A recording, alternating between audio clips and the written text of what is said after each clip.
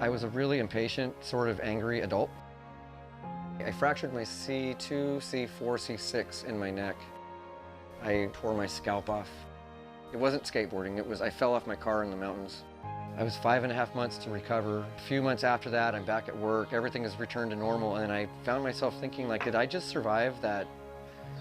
That should have paralyzed me, it could have killed me. I just survived that to go back to this job, to be the same sort of ungrateful adult.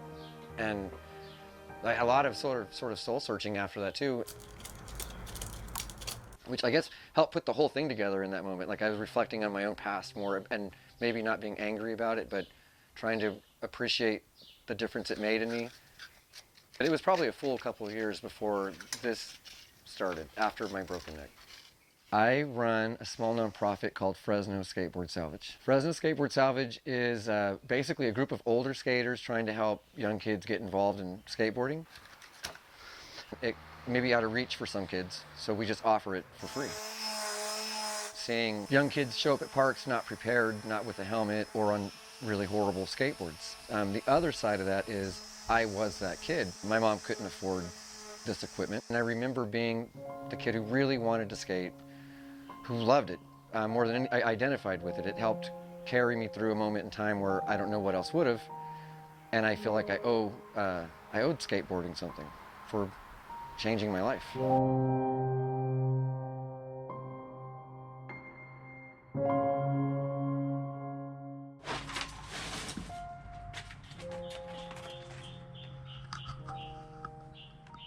Different sized trucks on them with bearings that don't spin. Their parents give them what they can afford. It's not necessarily what is appropriate, and they're not going to have any fun on a board that won't roll any good, so they'll quit.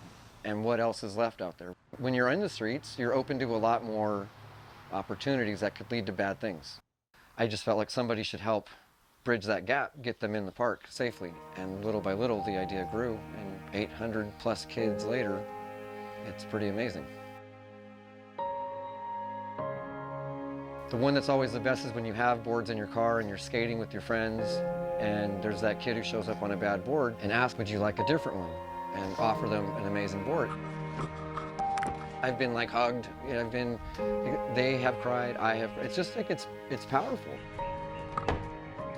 If in that group of 800, it has to have had the impact on at least one, where it really changed their direction, the way it did with me.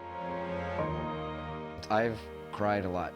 I've left a situation, not in that moment, but in later driving home, just feeling like what a difference that must have made.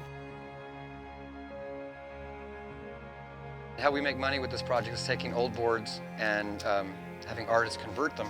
At the auction, there was several hundred people there. I couldn't have seen this happening.